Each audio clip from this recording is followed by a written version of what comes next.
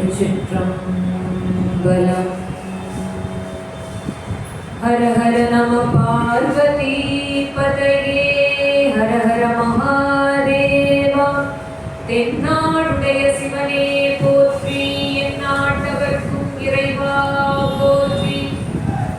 ஏகம்பத்துரை என் தாய் போற்றி, பாகம் பெண்குருவானாய் போற்றி. காவாய் கனகத்திரளே போற்றி, கைலை மலையானே போற்றி போற்றி. வெற்றிவேல் முருகனுக்கு அரோகரா.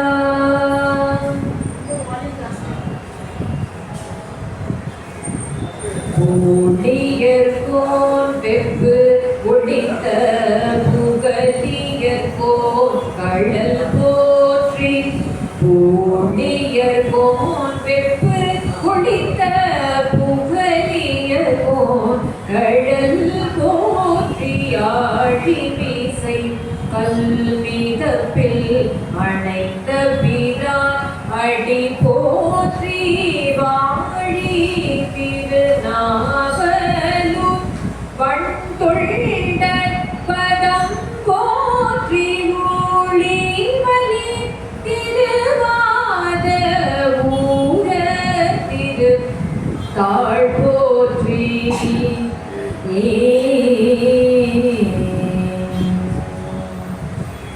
சைவத்தின் மேல் சமயம் வேறில்லை, அதில் சார் சிவமாம் தெய்வத்தின் மேல் தெய்வம் எனும் நான்மறை செம்பொருள் வாய்மை வைத்த சீர்திரு தேவாரமும் திருவாசகமும் உய்வை தரச் செய்த நால்வர் பொற்றாழியும் உயிர் துணையே.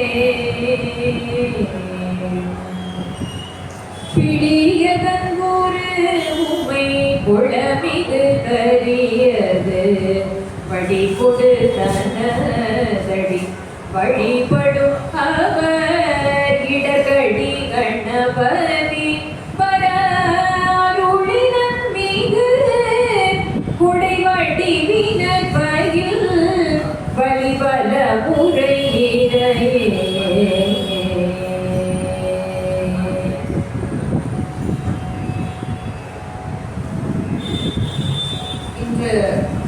மார்கழி மாதம் துவங்கி இருக்கிறது. மாதங்களில் நான் மார்கழியாக இருக்கிறேன் என்று கிருஷ்ண பரமாத்மா சொல்கிறார். அதே நேரத்தில் நந்தனார் சரித்திரத்தை பாடக்கூடிய கோபாலகிருஷ்ண பாரதியார் பாடுறாரு, மார்கழி மாத திருவாதிரை நாள் வரப்போகுதையே அப்படின்னு பாடுறாரு. அப்படி அந்த மார்கழி அப்படிங்கிறது அவ்வளவு ஒரு சிறப்பான மாதமாக சைவர்கள் போற்றக்கூடிய திருவாதிரை திருநாள் வருவது இந்த மார்கழி. வைணவர்கள் போற்றக்கூடிய வைகுண்ட ஏகாதசி வருவதும் இந்த மார்கழி மாதத்தில் தான். அப்படியே வழிபாட்டுக்கே உரிய ஒரு மாதமாக இந்த மார்கழி மாதம் திகழ்கிறது. பீடை மாதம் அப்படின்னு சொல்லுவாங்க. அது பீடை மாதம் இல்லை, அது பீடு மாதம். அதாவது நம்ம தேவாரம் தான் இன்னைக்கு பார்க்க போறோம். அதுவே பார்த்தீங்கன்னா பீடுடைய பிரமாபுரமேறிய அப்படின்னு திருஞான சம்பந்தர் பாடுறாரு. பீடுடைய அப்படிங்கும் போது பெருமை உடைய என்று பொருள். அப்ப அந்த பீடு மாதம் அப்படின்னா அந்த பெருமை உடைய மாதம். இப்ப இன்னைக்கு மார்கழி முதல் நாள். திருவம்பாவையிலே மணிவாசக பெருமானுடைய பாடலிலே நாம் இன்று தொடங்கலாம். ஆதியும் அந்தமும் இல்லா,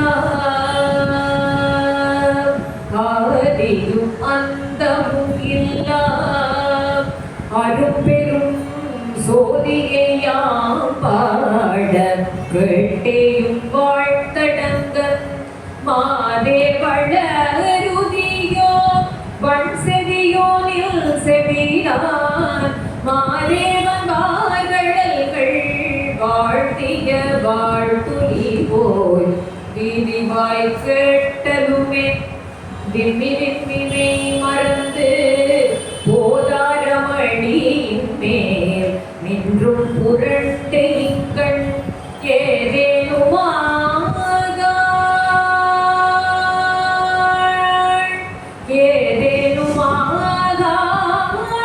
கிடந்தாள்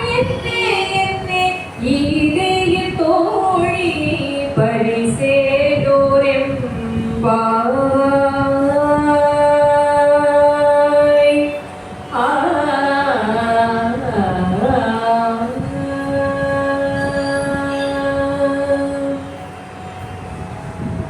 ஆன்றோர்கள் சான்றோர்கள் உரையாற்றிய இந்த மகத்தான சைவ பக்த ஜனசபை மேடையிலே சென்ற வருடம் மார்கழி மாதம் உரையாற்றக்கூடிய ஒரு திருவருளை இறைவன் அருளினார். அதே போல இந்த வருடம் மார்கழி மாதம் இந்த திருவருளாலும் மார்கழி மாத துவக்கத்திலே முதல் நாள் அன்று மூவர் தேவாரம் என்ற தலைப்பு பற்றி நாம் அனைவரும் இன்று சேர்ந்து சிந்திக்க இருக்கிறோம். இந்த வாய்ப்பை அடியனுக்கு நல்கிய இந்த சபை உறுப்பினர்களுக்கும் குறிப்பாக இவங்க அண்ணாமலை சார் அவர்களுக்கும் அடியனுடைய பணிவான வணக்கங்களை இந்த நேரத்திலே தெரிவித்துக் கொள்கிறேன். இன்று நம்ம என்னன்னா மூவர் தேவாரம் அப்படின்னு நம்ம போறதுக்கு முன்னாடி இப்ப இந்த திருமுறைகளுடைய சிறப்பு என்ன அப்படிங்கிறத பார்த்துட்டு அந்த திருமுறைகள் பாடும் முறை அப்படிங்கிற அந்த ஒரு விஷயத்த ஒரு சிறிதா அந்த இடத்த தொட்டுட்டு அதுக்கப்புறம் இந்த மூவர் முதலிகளோட தேவாரத்துக்குள்ள போகலாம் அப்படிங்கிற மாதிரி. இப்ப திருமுறைக்கு என்ன சிறப்பு அப்படின்னா நீங்க பாக்குறோம், இந்த 12 திருமுறையை வச்சு நம்ம இங்க அதாவது இறைவனுக்கு ஈடாக வைத்து சைவர்கள் வணங்கக்கூடியது. அந்த 12 திருமுறைகள் சைவர்களுக்கு கிடைத்த ஒரு புதையல் என்றுதான் நாம் சொல்ல வேண்டும். வழிபாடு திருமுறைகளாலே முழுமை அடைகிறது. ஏனென்றால் இறைவன் விரும்புவது, அதாவது அடியேன் சொல்ல தெய்வ சேக்கிழார் சொல்றார். தெய்வ சேக்கிழார் என்ன சொல்றாரு?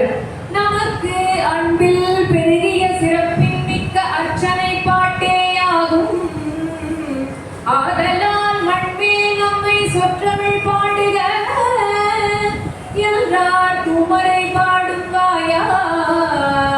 தடுத்தாட்கொண்ட புராணத்திலே சுந்தரமூர்த்தி சுவாமிகளே ஆட்கொள்ளும் போது அன்பில் மிக்க அர்ச்சனை பாட்டு இந்த தமிழ் பாட்டு தான், அதை நீ பாடு அப்படின்னு எம்பெருமான் சிவபெருமானே சொல்றாரு. அப்ப அந்த தமிழ் பாட்டுல பாடு. அப்ப சில பேர் கேட்பதுண்டு, நினைப்பதுண்டு, எவ்வளவோ பாடல்கள் இருக்கு தமிழ் பாடல்கள், அதெல்லாம் பாடக்கூடாதா? ஏன் திருமுறை பாடல்கள்ல தான் அந்த வழிபாடு முழுமை அடையுதா? ஏன்னா முருகனுக்கு ஒரு பாடல் பாடக்கூடாதா? சிவனுக்கு ஒரு பாடல் பாடக்கூடாதா? பெருமானுக்கு அதுல எல்லாம் ஏன் அப்படியெல்லாம் பாடக்கூடாதா அப்படின்னா பாடலாம், தவறில்லை. அது எப்படின்னா இப்ப ஒருத்தர் என்கிட்ட ஒரு 1000 ரூபாய் கடன் வாங்கினார். ஒரு உதாரணத்துக்கு நம்ம எடுத்துக்கோங்க. கடன் வாங்கினாருன்னா இந்த ப்ராமிசரி நோட்டுன்னு ஒன்று கொடுப்பாங்க. அந்த ப்ராமிசரி நோட் பார்த்தீங்கன்னா இந்த மாதிரி நான் வாங்கியிருக்கேன், இப்படி நான் அவருக்கு திரும்ப கொடுப்பேன் அப்படின்னு எழுதி கொடுக்குற ஒரு நோட், அதை நம்ம கிட்ட கொடுத்துட்டு போவாங்க. இப்போ எனக்கு உதாரணத்துக்கு எனக்கு ஒரு நெருக்கடி, ஒரு மருந்து வாங்கக்கூடிய ஒரு சூழ்நிலை மருந்து கடைக்கு நான் போகிறேன். இப்போ பணம் கொஞ்சம் டைட்டாக இருக்குது, ஒரு 1000 ரூபா கொடுத்து வாங்கணும், மருந்தெல்லாம் கொடுக்குறேன் அந்த கடைக்காரர்கிட்ட, காசு இல்லை. அப்போ அந்த ப்ராமிசரி நோட்டு இருக்கு அப்படின்னு சொல்லி நான் எடுத்து வைக்கிறேன். ஒன்றுமே ஒரு ரியாக்ஷனே இல்லை. அதே மாதிரி இன்னொருத்தர் வராரு, அதே மாதிரி மருந்தெல்லாம் வாங்குறாரு. அவர் காசு கொடுக்குறதுல ஒரு ப்ராமிசரி நோட்டை கொடுத்தாரு, உடனே அவருக்கு மருந்து கொடுத்துட்டாங்க. இப்போ எனக்கு அந்த இடத்துல மருந்தை கொடுக்கல. என்னப்பா அது, நானும் அவர் மாதிரி ப்ராமிசரி நோட்டு கொடுத்தேன், எனக்கு ஏன் நீ கொடுக்கல? ஏன்னா அவர் அந்த ப்ராமிசரி நோட்டை காமிச்சு இதில் பாருங்க, RBI கவர்னரோட கையெழுத்து. நீ கொடுத்த ப்ராமிசரி நோட்ல நீயே யாருன்னு எனக்கு தெரியல, நீ கொடுத்த ப்ராமிசரி நோட்டை வேற நான் நம்பணுமா அப்படின்னு. அப்ப அது ஒரு என்ன சொல்றது, அது RBI அப்படிங்கிற அந்த ஒரு சீல், அதை நம்பலாம். அது அவங்களே சீல் போட்டிருக்காங்க அப்படிங்கிற மாதிரி அந்த இடத்துல. அப்படி இந்த திருமுறைகள் எப்படின்னா இறைவனால கையெழுத்து போடப்பட்டது, சும்மா கிடைக்குமா அவர் ஆட்டோகிராஃப்? மணிவாசகர் சொல்ல சொல்ல அழகிய திருச்சிற்றம்பலம் உடையான் எழுதியது அப்படின்னு நம்ம திருவாசகத்தை நம்ம பார்க்கிறோம். அப்ப அதுதான் அந்த திருமுறை பாடல்களுக்கு உடைய சிறப்பு. அது சிவபெருமானால அப்படி சீல் குத்துன மாதிரி குத்தப்படும். அதனாலதான் அந்த பாடல்களுக்கு அவ்வளவு ஒரு சிறப்பு இருக்கிறது. மனித பிறவியோட மகத்துவம் அப்படின்னு நாம பார்த்தோமே ஆனால், அதாவது இறைவன் நாமத்தை சொல்வதுதான் அந்த மனித பிறவியோட மகத்துவம். அதுதான் அப்பர் பெருமான் பாடுறாரு, வாய்த்தது நம் தமக்கீதோர் பிறவி மதித்திடுமின் அப்படின்னு அப்பர் பெருமான் பாடுறாரு. அந்த மனித பிறவியினுடைய பெருமையை அவர் அங்கே எடுத்து சொல்கிறார். என்ன பெருமை? எங்க ஞானாசிரியர் சொல்வது உண்டு. இப்போ ரொம்ப 3000 வருஷம் பழமையான ஒரு மரம் பார்த்தீங்கன்னா ஒரு இடத்துல இருக்கு. எங்கே தெரியுமா? 3000 வருஷம் பழமையான ஒரு ஒரு மரம் வந்து ஒரு கோயில்ல தலை விருட்சமா இருக்கு. எங்க இல்ல இப்ப இந்த ஏப்ரல் மாதம் சொன்னா கும்பாபிஷேகம் கூட நடந்தது 2025. இன்னொரு ஒரு குழு தரை இழந்த மரம் உத்தரகோச மங்கையில இருக்கு. உத்தரகோச மங்கையோட தலை விருட்சம். எதுக்குன்னா எங்க ஞானசேர் சொல்லுவாரு, அந்த அந்த இடத்துல எப்படின்னா அதுக்குள்ள ஒரு 3000 வருஷமா ஒரு உயிர் முக்தி பெறாம அந்த மரத்துக்குள்ள இருக்கு. இப்ப அந்த மரத்தை வந்து அது செய்த அந்த உயிர் செய்த புண்ணியமோ என்னமோ அது உத்தரகோச மங்கையில தலை விருட்சமா இருக்கு. நாமெல்லாம் அதை விழுந்து கும்பிடுறோம். ஏதோ ஒரு மனுஷனே போக முடியாத ஒரு காட்டுக்குள்ள அது இருந்துன்னா நம்ம திரும்பி கூட பார்க்க மாட்டோம். எதுக்கு சொல்ல வரோம்னா அது முக்தி பெறாம ஒரு ஒரு உயிர் அதுக்குள்ளே இருக்கிறது. இந்த மனித பிறவி எவ்வளவு மகத்தானது அப்படிங்கிறதுக்கு சித்தாந்தத்துல சிவபிரகாசத்துல சொல்லப்படுகிறது. 84 லட்சம் யோனி வேத உயிர்கள், அதாவது பரப்பன ஊர்வன விலங்குகள் எல்லாத்தையும் சேர்த்தா 84 லட்சம் யோனி வேத உயிர் வகைகள் இருக்கின்றன. இந்த மாய பிறப்பிருக்கும் மன்னனுடைய அந்த சாம்ராஜ்யத்துல அவர் இப்படி இந்த பரமரகத்தை இப்படி போடுற மாதிரி இப்படி போடையில நம்ம மனிதனா பிறக்கக்கூடிய வாய்ப்பு வந்து 1/84 லட்சம். அந்த மாதிரி ஒரு பிறவி நமக்கு வந்து இந்த மனித பிறவி வாய்த்திருக்கிறது. எவ்வளவு சிறப்பானது, எவ்வளவு மகத்தானது. எல்லாரும் வந்து அருளாளர்கள் வந்து பிறவி வேண்டாம் முக்தி வேணும்னு சொல்லுவாங்க. ஆனா அப்பர் பெருமான் என்ன சொல்றாரு, எனக்கு பிறவி வேண்டும் அப்படின்னு சொல்றாரு. என்ன சொல்றாரு, புனித்த புருவமும் கொவ்வை செவ்வாயில் சிரிப்போ பனித்த சடையோ பவளம் போல் மேனியில் பால் வெண்ணீரும் இனித்தமுடைய எடுத்த பொற்பாதமும் காண பெற்றால் மனித பிறவியும் வேண்டுவதே இந்த மாநிலத்தே. அப்ப அந்த எடுத்த பொற்பாதத்தை காணக்கூடிய ஒரு அருள் எனக்கு கிடைக்குமானா நான் திரும்ப திரும்ப இந்த பூமியிலே மனிதனாய் வந்து பிறக்க வேண்டும் அப்படிங்கிறாரு. கைலாயெல்லாம் வேணாம் சாமி, எனக்கு நான் வந்து மனுஷனாவே வந்து பிறக்கிறேன். ஆனா ஒரே ஒரு கண்டிஷன், அந்த எடுத்த பொற்பாதத்தை திருச்சிற்றம்பலமுடையாளரை எடுத்த பொற்பாதத்தை நான் பார்த்துக்கிட்டே இருக்கணும் அப்படின்னு சொல்றாரு. அப்ப அந்த மனித பிறவியினுடைய அந்த மகத்துவத்தை, அது ஆழ்வார்களும் நமக்கு அததான் பாடுறாங்க. பச்சை மாமலை போல் மேனி பவழமாய் கமல செங்கண் அச்சுதா அமரரே ஆயகம் கொழுந்தே என்னும் இச்சுவை தவிர யான் போய் இந்திர லோகம் ஆடும் அச்சுவை பெரிதும் வேண்டே அரங்கமானதருளானே.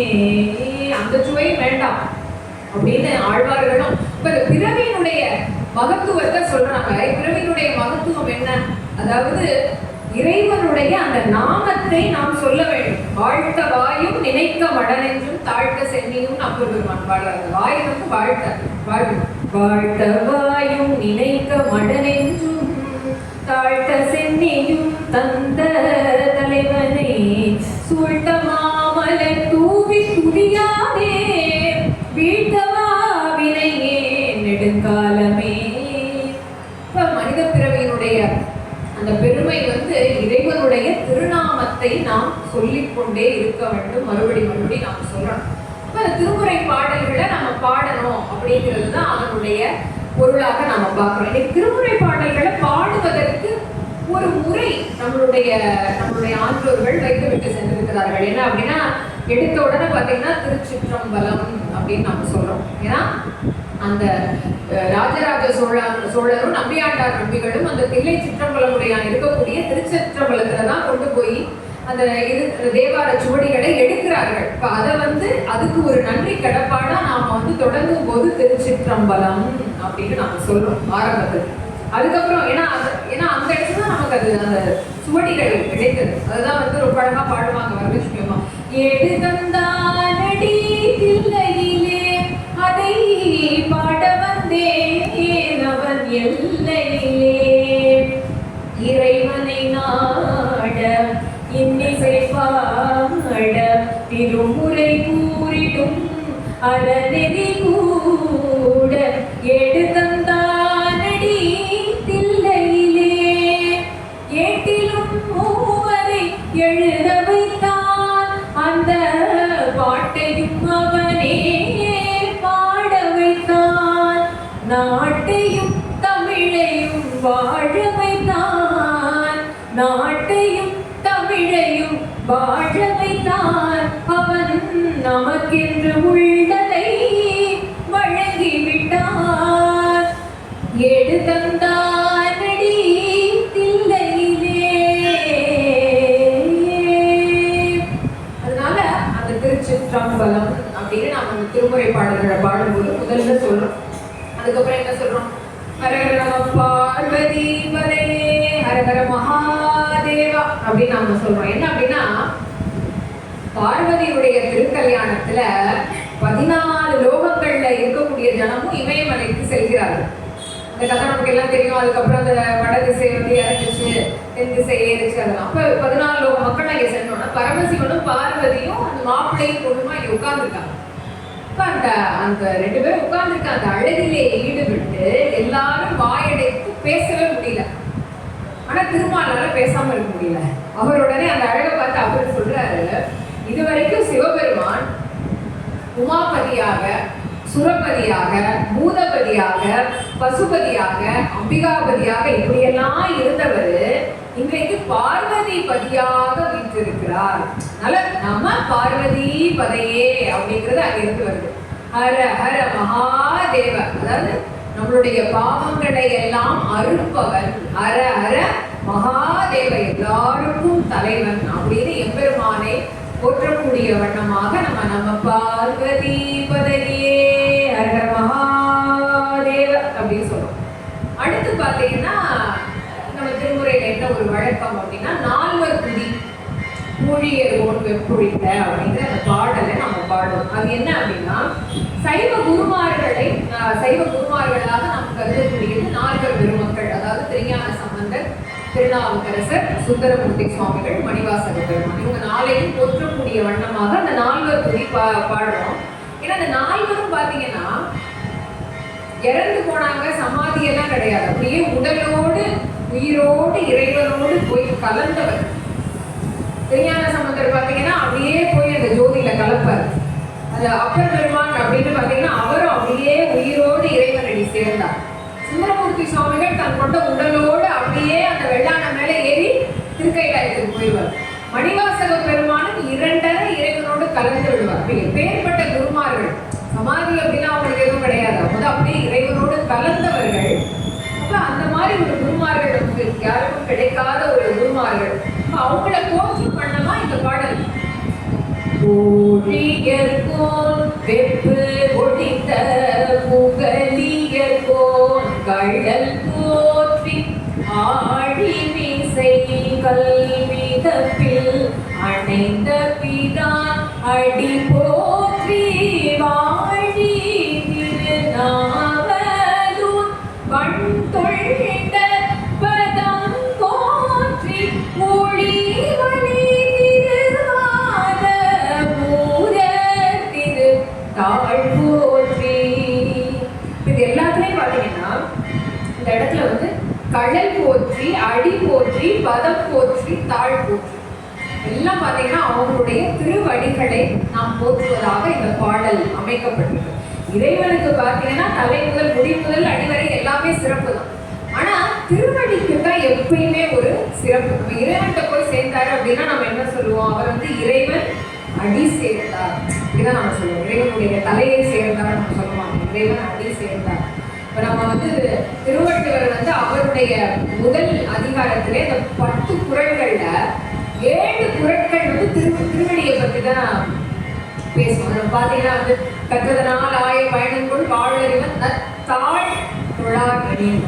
அந்த மாதிரி மலர்மிசை ஏகினான் மான் அடி சேர்ந்தார் நிலர்மிசை நீடு வாழ்வார். இந்த 10 குறள்கள்ல பார்த்தீங்கன்னா 7 குறள் வந்து திருவடியை பற்றி தான் பேசும். அடிக்கு வந்து அப்படி ஒரு சிறப்பு இருக்கிறது. அதே நேரத்துல இப்ப நம்ம அப்பர் எடுத்துக்கிட்டீங்கன்னா திருவடி திருத்தாண்டகம் அப்படின்னு பாடியிருக்காரு. மணிவாசக பெருமான் நம்முடைய சிவபுராணத்துல நமச்சிவாய வாழ்க நமச்சிவாய வாழ்க இவை பொழுதும் என் நெஞ்சில் நீங்காதான் தாழ்வாழ்க கோகழியாண்ட குருமணி தன் தாழ்வாழ்க. அடுத்த அடி போற்றி அடி போற்றி அடி போற்றின்னு பாடுறது. அப்படி அந்த திருவடிக்கு ரொம்ப சிறப்பு. அப்ப அந்த நால்வருடைய திருவடியை போற்றக்கூடிய பாடலாகத்தான் இந்த நால்வர் துதி விளங்குகிறது. இதை வந்து என்ன அப்படின்னா, இந்த இடத்துல வந்து முதல்ல பாருங்க, புளியர்வோன் வெப்புளித்த புகலியர்வோன் கடல் போச்சு. அந்த இடத்துல வந்து புகலி அப்படின்னா சீர்காழி, சீர்காழிக்கு தலைவனாக இருக்கக்கூடிய புகழியர்வோன் திருஞான சம்பந்தர். புளியர்வோன் வெப்புளித்த அப்படின்னா மதுரை பாண்டிய மன்னனுடைய வெப்பு நோயை ஒழித்த அப்படிங்கிறார். அவர் செய்த எல்லா பெருமையான விஷயங்களிலும் அவருடைய இந்த பாண்டிய மன்னனுக்கு வெப்புளித்ததை வந்து ஒரு தலையாய ஒரு சிறப்பாக இந்த பாடலே வைக்கிறார். ஏன்னா என்ன நடக்கும்னா, திருமறைக்காட்டுல வந்து திருஞான சம்பந்தர் இருப்பார். திருமறைக்காட்டுல இருந்து அவருக்கு வந்து செய்தி வரும், இந்த மாதிரி நீங்க மதுரைக்கு வாங்க, அங்கே வந்து அதாவது வந்து சைவம் கண்டு முட்டு கேட்டு முட்டு அப்படின்னு சொல்லிட்டு சைவத்துக்கே ஒரு தடை மாதிரி இருக்கு, நீங்க தான் வந்து சைவத்தை விளங்க வைக்கணும் அப்படின்னு எங்க மங்கையரசியார் சொல்லி அனுப்புவாங்க. ஒரு மதுரைக்கு போகையில அப்பர் பெருமான் சொல்லுவாரு, நாடும் போடும் நல்லா இல்லை, நீங்க போகாதீங்க. அப்பதான் வந்து வேயுரு தோழி மங்கன் விடம் குண்ட கண்டன் அந்த பதிகத்தை பாடுறாரு. அந்த பதிகத்துல நிறைவுல பாத்தீங்கன்னா அவர் பாடுறாரு, புத்தரோடு அமனைவாதில் அழிவிக்கும் மண்ணல் திருநீர் செம்மையிடமே. போறதுக்கு முன்னாடியே பாருங்க தீர்க்க தரிசனம். ஏன்னா அவருடைய பெருமையே, அவருடைய அவதாரத்தின் நோக்கமே என்ன, திருநீற்று பெருமையை நிலைநாட்டுவது. இப்போ மதுரைக்கு போறதுக்கு முன்னாடியே அவர் பாடுறாரு, புத்தரோடு அமரர் வாதில் திருநீற்று பெருமையை நான் நிலைநாட்ட போறாரு அப்படிங்கிறத முன்னாடியே சொல்றாரு. அதனால அந்த பாண்டியனுக்கு வெப்புளித்து அந்த திருநீற்று பெருமையை நிலைநாட்டினதான் ஒளியர்கோன் வெப்பு ஒழித்த புகலியர்கோன் கடல் போற்றி அப்படிங்கிறார். அதே நேரத்துல உமாபதி சிவம் பாடக்கூடிய பாடல்கள். அதே நேரத்துல பாத்தீங்கன்னா நம்ம அப்பர் பெருமான் எடுத்துக்கிட்டா அவரை கல்லை கட்டி தூக்கி போட்டப்ப கூட நற்றுணையாவது நமச்சிவாயவே அப்படின்னு சொல்லி அவர் வெளியே வராரு. அப்ப அதைத்தான் ஒரு சிறந்த ஒரு இதுவா, ஆடி மீசை கல் மீதப்பில் அணைந்த பிரான் அடி போற்றி. அதே நேரத்தில் சுந்தரமூர்த்தி சுவாமிகளுக்கும் மணிவாசக பெருமானுக்கும் குறிப்பா ஒரு நிகழ்ச்சியை சொல்லல, அவங்க பிறந்தவே பெருமைதான். அதனால வந்து வாழி திருநாவலூர் வன் தொண்டர் பதம் போற்றி உளி மணி திருவாத ஊர திருத்தாள் போற்றி. அப்படி அந்த நால்வர் பெருமக்களுடைய அவருடைய தாழை போற்றும் வண்ணமாக அந்த துதி பாடப்படுகிறது. அப்புறம் இப்ப இந்த நால்வர் துதியை பாடிட்டு பெரும்பாலும் நம்ம திருமுறைக்குள்ள இப்ப போயிடும். ஆனா இப்ப அந்த காலத்துல என்ன ஒரு பழக்கம் இருந்தது அப்படின்னா, அந்த காலத்துல வந்து இந்த பாடுறவங்க வந்து தேவார கோஷ்டி அப்படின்னு சொல்லுவாங்க. அதை வந்து பாடுறவங்க வந்து திருச்சிற்றம்பலம் சொல்லி, அதுக்கப்புறம் வந்து தென்னாடுடைய சிவனை போற்றின்னு சொல்லி நால்வர் துதி பாடி. ஆனா அந்த காலத்துல இன்னொன்று இருந்தது என்ன அப்படின்னா, இந்த நால்வர் துதி பாடினதுக்கு அப்புறம் பாத்தீங்கன்னா சுந்தரமூர்த்தி ஓதுவார் அப்படின்னு ஒருத்தர் இருந்தார். தேவாரத்தை வந்து பட்டி தொட்டி எல்லாம் பரப்புனவர். அவர் வந்து பாத்தீங்கன்னா இந்த தென்னமாணி தேசிகரோட காலத்தை சேர்ந்தவர். 1990களில் அந்த மாதிரி இருந்தவர். 1906, 7, 8 அந்த சமயங்கள் இருந்தவர். அவர் என்ன அப்படின்னா நால்வர் துதியோடு இன்னொரு நால்வர் துதியையும் அவர் சேர்த்து பாடுவார். அப்ப அந்த காலத்து தேவார கோஷ்டிகளை பாத்தீங்கன்னா ஊழியர் போட்டு பாடிட்டு இதையும் பாடுவாங்க. சைவத்தின் மேல் சமயம் வேறில்லை அதில் சார் சிவமாம் தெய்வத்தின் மேல் தெய்வம் எனும் நான் வரை செம்பொருள் வாய்மை வைத்த சீர்திருத்தேவாரமும் திருவாசகம் உய்வை தரச் செய்த நால்வர் பொற்றாள் எம் உயிர் துணையே அப்படின்னு ஒரு பாடல் பாடக்கூடிய ஒரு வழக்கம் இருந்தது. இந்த பாடலை பாடியவர் பாத்தீங்கன்னா சைவ எல்லப்ப நாவலர் அப்படிங்கிறவர். இதற்கப்புறம் பாத்தீங்கன்னா என்ன ஒரு பழக்கம் இருந்தது அப்படின்னா, பிடியதன் ஊரு உமை குளமிது கரியது வடி கொடுத்தனகடி வழிபடும் அவர் இடக்கடி கணபதி வர அருளினன் மீது கொடை வடிவினர் பயில் வலிவல முறையிறையே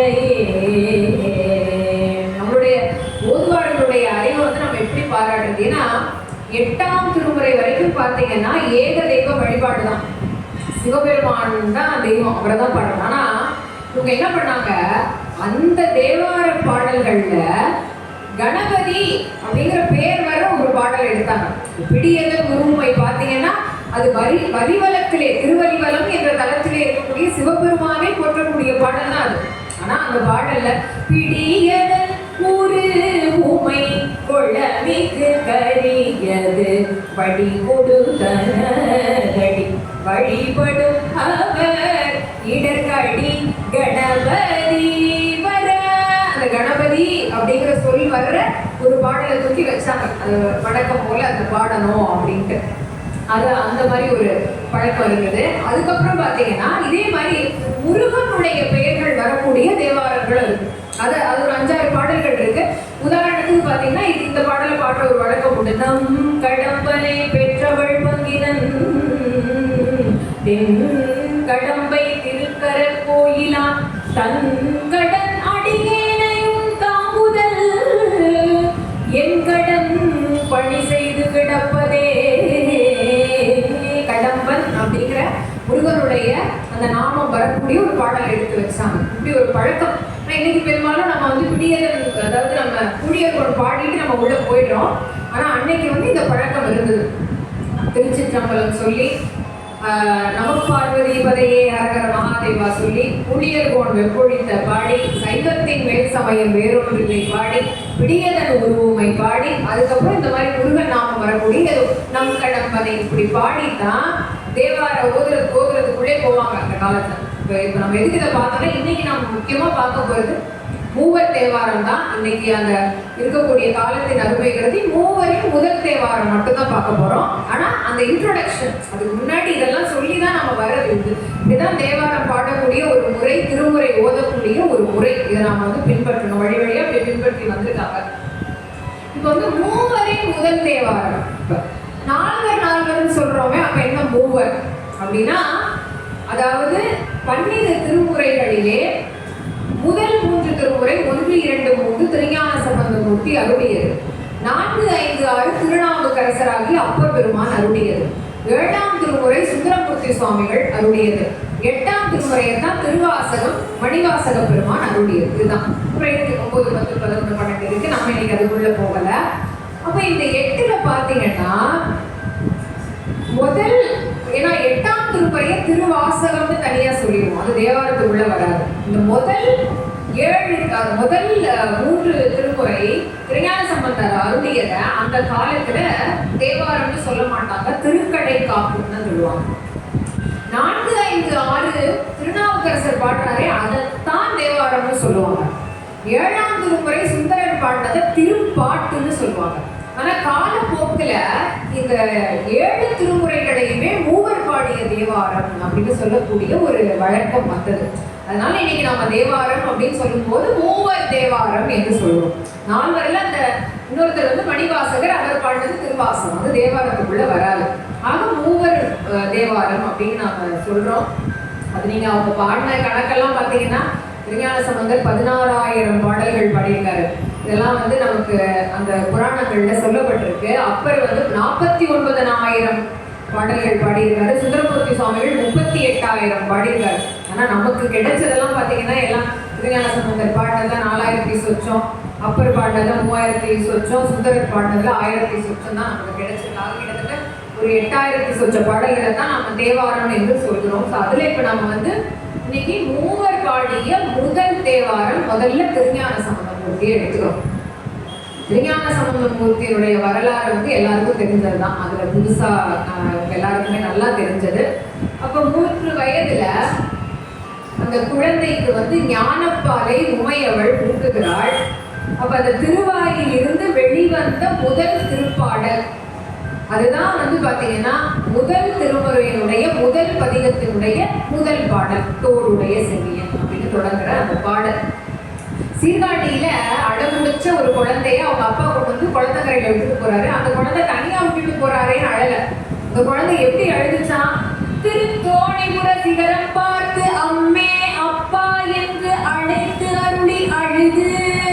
இந்த தோணிபுர சிகரத்தை பார்த்து சீர்காழியில அதை பார்த்து தான் அம்மே அப்பா என்று அழைத்து அருளி அழுகும் அப்படின்பாரு. அப்ப அந்த சிகரம்ங்கிறது அந்த கோயிலுடைய சிகரம்னு நாம எடுத்துக்கலாம். இப்ப நம்ம சொல்றோம் இல்லையா, ஆவணால ஆரம்பிக்கிறதெல்லாம் வந்து நம்ம அகரம், உவநாள் ஆரம்பிச்சா உங்கரம். இப்ப இந்த இடத்துல சிகரம்ங்கிறத அந்த சிகரம் கோயில் உச்சின்னு நாம எடுத்துக்கலாம். சீங்கிறது சிவபெருமானுடைய குறிப்பாகவும் நாம சொல்லலாம். அப்படி அந்த சிகரத்தை பார்த்து அழுதது அப்படின்னு கூட நாம அதை எடுத்துக்கலாம். அப்ப அந்த குழந்தை வந்து அந்த சிகரத்தை பார்த்து அழுகிறது. உமையவள் வந்து பால் கொடுக்கிறா. இறைவன் சொல்லியபடி உமையவள் என்ன சொல்றா, என்ன பண்றா, முளைப்பாலை எடுத்து ஒரு பொற்கிண்ணத்திலே போட்டு அந்த குழந்தைக்கு ஊட்டுகிறார். அந்த குழந்தை அதை சாப்பிட்டு முடிஞ்சோட அந்த பால் இப்படி வடிஞ்சிருக்கு. அவங்க அப்பா சிவபாத இருதயர் வந்து அப்புறம் கேட்பாரு, யாரு கொடுத்த பாலை குடிச்சு கொஞ்சம் வடிஞ்சிருக்கு. இப்ப நம்ம தாய்மார்கள் இப்ப குழந்தைக்கு ஊட்டுறோம், இப்படி வடியும் சாதம் ஒட்டிருக்கோம், நம்ம உடனே என்ன செய்வோம், முந்தானையில எடுத்து இப்படி தொடப்போம். உலகத்துல இருக்க தாய்மார்களுக்கு இந்த இது தெரிஞ்சிருக்குன்னா, உலக தாய்க்கெல்லாம் தாயா இருக்கக்கூடிய ஜெகன்மாதாவுக்கு அந்த வடிஞ்ச பாலை துடைக்கிறது தெரியாதா? அவ ஏன் அதை துடைக்காம போறா? அதை துடைக்காம போனா சிவபாரத இருதயர் வந்து கேட்டிருக்க முடியாது, யார் கொடுத்த பாலை கேள்வி. அவர் தொடச்சிட்டு போயிருந்தாருன்னா திருமுறைகளே துடைக்கப்பட்டிருக்கு. இப்ப அதனாலதான் அந்த இடத்துல அப்படி இருக்கு.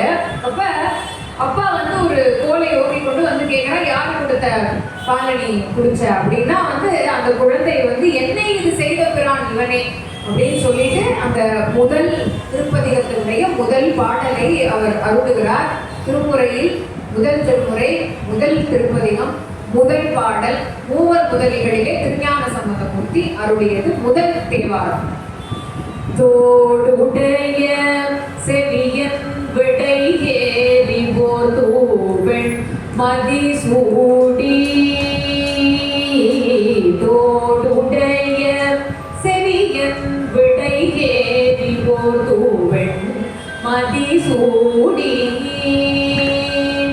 காடுடைய சுடலை பொடி பூசியன் உள்ளம் கவர் கள்வன், ஏடுடைய மலரான்,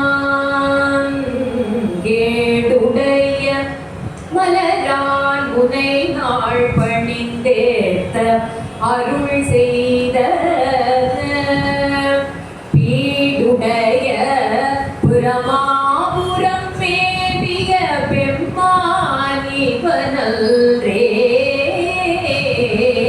பீடுடைய பிரமாபுரம் மேவிய பெம்மானிவனல்ரே.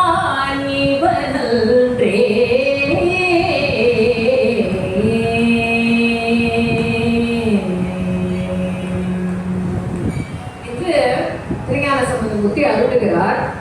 அப்ப அந்த ஒரு 3 வயசு குழந்தை, அடப்பிடிச்சு அழுத குழந்தை, யாரு பால் கொடுத்தா அப்படின்னா வாயை திறந்த உடனே இப்படி ஒரு செந்தமிழிலே அந்த பாடலை பாடுகிறது. அவ்வளவு ஒரு ஞான தமிழிலே வேற என்ன வேணாலும் பாடிடலாம். அந்த குழந்தை ஏன் தமிழ்ல பாடுது? எடுத்த உடனே இவ்வளவு ஒரு செந்தமிழ்ல இப்படி ஒரு ஆழமான அந்த கருத்துக்களை நம்ம பார்க்க போறோம்.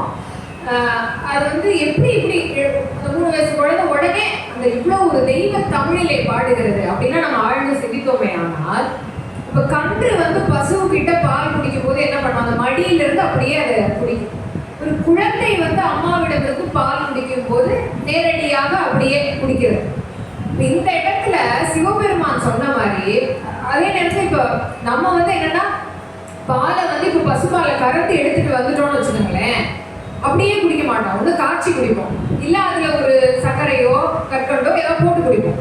நேரம் குடிச்சாதான் அப்படியே குடிப்போம். மற்றபடி அதை எடுத்துட்டு வந்துட்டோம்னா ஒன்று காய்ச்சி குடிக்கணும், இல்ல ஏதாவது கலந்து குடிக்கணும். இப்ப இந்த இடத்துல சிவபெருமான் வந்து பாலை எடுத்து குடுன்னு சொல்லிட்டார். அப்ப அந்த கிண்ணத்துல எடுக்கிறார். அப்ப அதுல ஏதாவது கலக்கணும். அதை கலக்கணுங்கிறதுக்கு உமையவள் என்ன செய்கிறாள், அந்த பாலிலே சிவஞானத்தையும் தமிழ் ஞானத்தையும் கலந்து ஊட்டுகிறார்.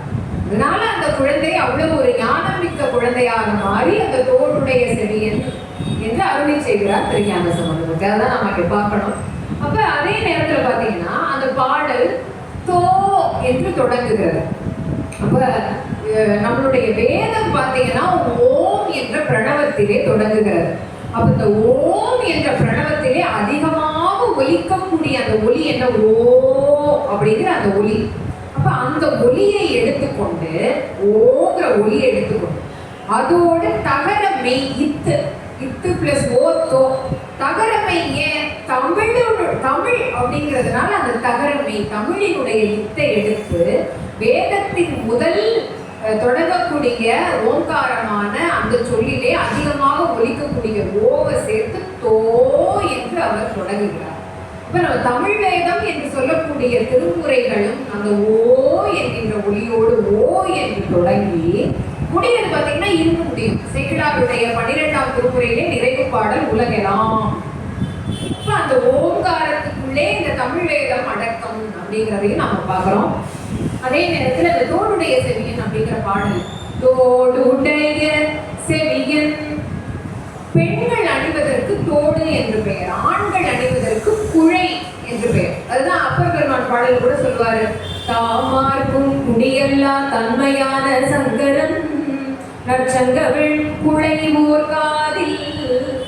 இப்ப இந்த இடத்துல தோடு அப்படின்னு சொல்லும் போதே அம்மையப்பராக காட்சி அளிக்கும் போது அம்பாள் உமையவளினுடைய அந்த தோட்டை அவர் குறிக்கிறார். தோடுடைய செவியல்னு பாடியிருக்கலாம், ஆனா தோடுடைய செவியன், ஏன்னா உமையவளுக்கு தன்னுடைய இடப்பாகத்தை அவருடைய எப்பெருமான் தோடுடைய செவியன் என்று பாடுகிறார். அதே நேரத்தில் என்ன அப்படின்னா தோடுடைய செவியன், செவியை சிறப்பித்து பாடுகிறார்.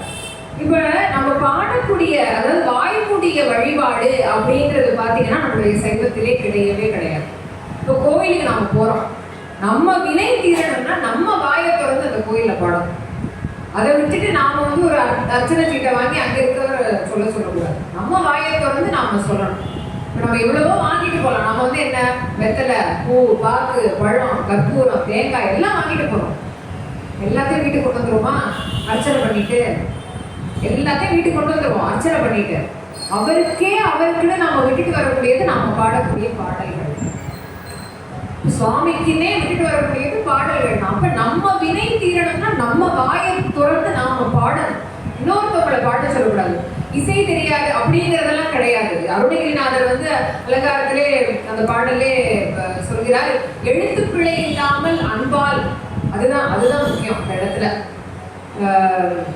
ஒரு கந்தரலங்கார பாடலை அவர் சொல்லுவார், அழித்து பிறக்க ஒட்டா அயில் வேலன் கவியை அன்பால் எழுத்து பிழையற கற்கின்றிலி எரிமூண்டதென்ன விழித்து புகையில பொங்குவென் கூற்றன் விடும் கயிற்றார் கழுத்தில் சுருக்கிட்டு இழுக்குமன்றோ கவி கற்கின்றதே. அன்பால் எழுத்து பிழையின்றி பாடுகிறாரு. என்னைக்கு பாடணும்? காலம் கைது தூக்கி வர அன்னைக்கு பாடக்கூடாது, இன்னைக்கே பாடணும் அப்படிங்கிறாரு. அப்ப அந்த பாடணும். அப்ப அந்த பாடல் பாடுறது இறைவனுடைய செவியில தான் போய் விழும். அதனாலதான் அந்த செவியை சிறப்பித்து தோடுடைய செவியன். அஸ்வதரன், கமலதரன் என்று இந்த மாதிரி 2 கந்தர்வர்கள் இருந்தார்கள். நம்ம பார்க்க அந்த பறக்கிறோம். அந்த கந்தர்வர்களுக்கு என்ன ஆசை அப்படின்னா, தன்னுடைய பாட்டை யாருமே கேட்கல அப்படின்னா அதனால சிவபெருமானை நோக்கி தவம் செஞ்சாங்களாம். சிவபெருமான் உங்களுக்கு என்ன வேணும் அப்படின்னா, நாங்க பாடணும், அது நீங்க எப்பயுமே கேட்டுக்கிட்டே இருக்கணும். 2 கந்தர்களையும் தூக்கி காதுல குண்டலமா மாட்டிக்கிட்டாங்க. அன்னைக்கே பாருங்க, ப்ளூடூத் இயர்போன்ஸ் எங்க சிவபெருமான் அன்னைக்கே கண்டுபிடிச்சிட்டாரு. அப்படி காதுல மாட்டிருக்காரு குண்டலமா. நீங்க பாடிக்கிட்டே இருங்க, நான் கேட்டுக்கிட்டே இருக்கேன். இப்ப அந்த செவிக்கு சிறப்பு. தோடுடைய செவியன், அதான் முதல் திருமுறை முதல் பாட்டு செவியை சிறப்பிக்கிறார். தோடுடை. அடுத்து விடை ஏறி. விடைங்கிறது அது அவர் ஏறக்கூடிய அந்த வாகனம், அந்த எருமை. அப்ப பிரளய காலம் வந்தபோது, ஒரு பிரளய காலம் வந்துச்சு. அப்ப எல்லா உயிர்களும் தான் நான் சொல்றது, பிரம்மா, உமையவள், திருமால் உட்பட எல்லாரும் சிவத்துக்குள்ள அடங்கி விட்டார்கள். அடங்காம, சிவத்துக்குள்ள அடங்காம ஒன்னே ஒண்ணு இருந்தது அப்படின்னா என்னன்னா தர்மம். அது அடங்கலை. ஏன்னா அது தர்மம் அடங்கி போயிட்டா உலகத்துல நீதி இல்லாம போயிடும். உடனே சிவபெருமான் என்ன செஞ்சாராம், அந்த தர்மத்தை விடையாக மாற்றி அதை தன் வாகனமாக அவர் ஏற்றுக்கொண்டார். அதுதான் அந்த விடை. அதான் சொல்லுவாங்க, தர்மம் தான் சிவத்தை தாங்குகிறது அப்படின்னு சொல்லுவாங்க. அதனாலதான் நம்ம தர்ம வழியில நடக்க சிவத்தை விரைவில் நாம் அடையலாம். அதனால தோடுடைய செவியன் விடையேறி ஓதோ வெண்மதி சூடி, தூய வெண்மையான மதியை சூடி இருக்கிறார். மதி அப்படின்னா 3ஆம் பிறை மாதிரி அது ஏன் மதி அந்த மூன்றாம் பிறையில கொஞ்சம் கூட கருப்பே இருக்காது, சுத்த வெள்ளையா இருக்கும். இப்ப அந்த களங்கமே இல்லாம கள்ளத்தனமே இல்லாத தூய்மையான வெண்மையான, வெண்மைங்கிறது நிறம், தூய்மைங்கிறது அந்த குணம், அந்த இயல்பு. எல்லாவது பூவெண் மதிசூடி காடுடைய சுடலை பொடி பூசி, அதாவது வெண்மையான திருநீற்றை உடம்பெல்லாம் பூசி இருக்கிறாராம் சிவபெருமான்.